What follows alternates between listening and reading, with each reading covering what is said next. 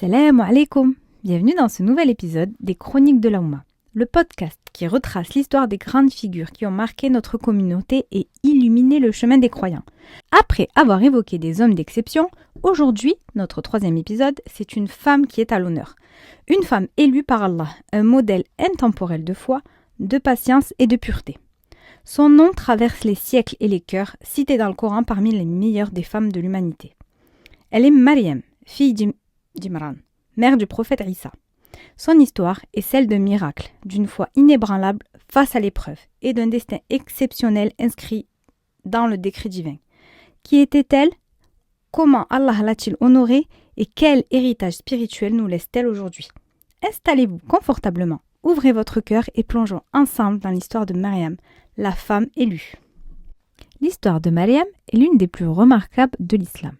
Son nom est mentionné à plusieurs reprises dans le Coran et une sourate entière, la sourate 19, porte son nom, témoignant de son statut éminent.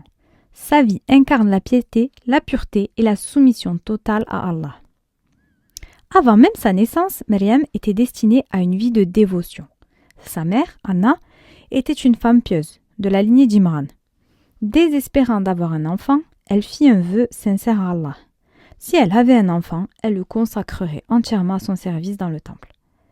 Pensant qu'elle attendait un fils, elle fut surprise de donner naissance à une fille.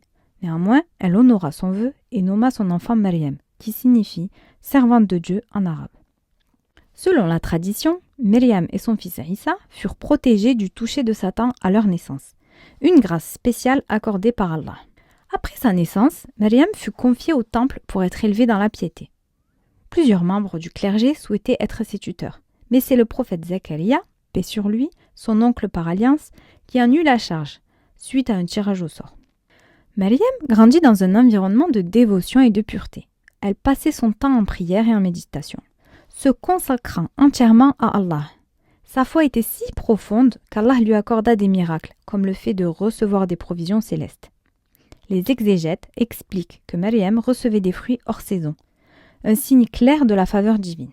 Un jour, alors qu'elle se retirait à l'est pour se consacrer à l'adoration, un homme lui apparut soudainement. Effrayée, elle chercha refuge auprès d'Allah.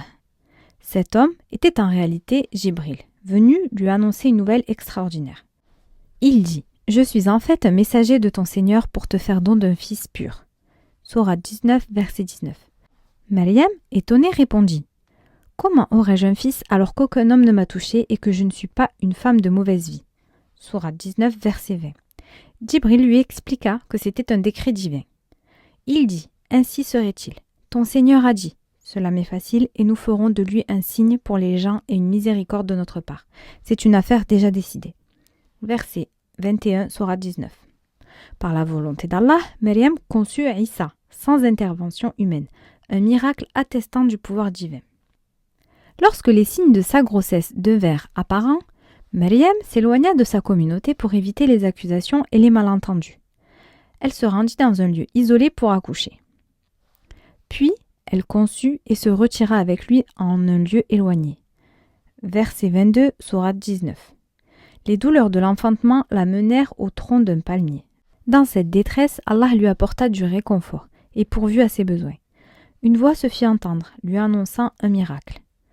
Alors, il l'appela au-dessus d'elle, disant « Ne t'afflige pas, ton Seigneur a placé à tes pieds une source d'eau. Secoue vers toi le tronc du palmier, il fera tomber sur toi des dattes fraîches et mûres. Mange donc et bois et réjouis-toi. » Donc ça, c'est la sourate 19, du verset 24 au 26. Ainsi, Maryam donna naissance à Isa, Jésus, paix sur lui, un des plus grands prophètes envoyés par Allah. Après l'accouchement, Maryam retourna vers son peuple, en portant son fils dans ses bras.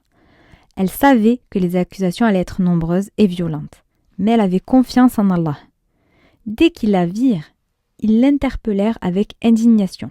« Ô Maryam, tu as fait une chose monstrueuse. Ô sœur d'Haroun, ton père n'était pas un homme de mal et ta mère n'était pas une prostituée. » Sourate 19, versets 27 à 28. Face aux accusations, Maryam ne répondit pas et suivit l'ordre d'Allah en désignant simplement son fils. La foule, perplexe, se moqua. « Comment parlerions-nous à un enfant au berceau ?» Donc ça, c'est la sourate 19, verset 29, mais à ce moment-là, le miracle se produisit. Le nourrisson parla sous l'ordre d'Allah. Je suis vraiment le serviteur d'Allah. Il m'a donné le livre et m'a désigné prophète. Où que je sois, il m'a béni. Il m'a recommandé la prière et la zakat, tant que je vivrai, ainsi que la bonté envers ma mère. Il ne m'a pas fait arrogant ni misérable, et que la paix soit sur moi, le jour où je suis né, le jour où je mourrai, et le jour où je serai ressuscité vivant. Donc ça c'est la sourate 19, du verset 30 au verset 33. Ce miracle stupéfia la communauté, et prouva l'innocence et la pureté de Maryam. Ainsi, elle fut honorée comme l'une des femmes les plus vertueuses de l'humanité. Un modèle de foi, de patience et de soumission totale à la volonté d'Allah. Ainsi s'achève ce nouvel épisode des Chroniques de la Oumma. L'histoire de Maryam, paix sur elle, nous rappelle que la foi et la patience face à l'épreuve sont des clés vers l'élévation spirituelle. Elle demeure un modèle intemporel pour toute la Oumma. Une femme élue, honorée par Allah et citée en exemple dans le Coran.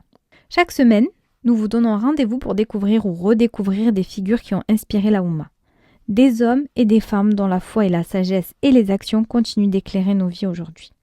Si cet épisode vous a plu, n'hésitez pas à nous laisser vos retours, à partager vos réflexions et à nous suggérer des personnalités que vous aimeriez entendre dans les prochains épisodes. Merci de votre écoute, prenez soin de vous. À la semaine prochaine pour une nouvelle chronique de la Oumma. Salam alaikum.